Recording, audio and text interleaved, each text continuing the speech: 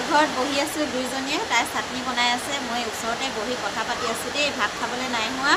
আপোনালোকে খালে নাই জনাব আৰু ৰাতি সাজত কি বনালে জনাব দেই ভাত খাবলৈ আহিলেই ভাত হ'ল নাই বুলি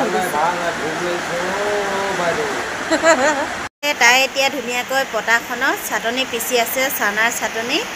আমাৰ আকৌ দুখীয়া মানুহৰ ক'তনো মিক্সি থাকিব খাওঁ খাওঁ লাগিছে যিহেতু সেইটো কাৰণে পটাতে এনেকৈ পিচিব লগা হৈছে দেই আৰু এইফালে কোনে কোনে পটাত পিছা চাটনি খাই ভাল পায় কমেণ্ট এটা কৰিব আৰু তাইৰ কাৰণে এটা লাইক কৰি দিব দেই আপোনালোকে এইফালে ইমান কষ্ট কৰি বনাইছে চাওকচোন তাই বয়সৰ ছোৱালীয়ে এতিয়া ধুনীয়াকৈ মোবাইল টিপি টিপি বিচনাতে পৰি আছে চাগে আৰু তাই এইবোৰ কাম কৰি আছে চাওকচোন আমাৰ নিচিনা দুখীয়া ঘৰৰ ছোৱালী যিহেতু কৰি খাবই লাগিব আৰু খাবলৈ ভাল পায় যিহেতু কিনি দিবও নোৱাৰোঁ মিক্সি এটা গতিকে এনেকৈ বনাইছে আৰু দেই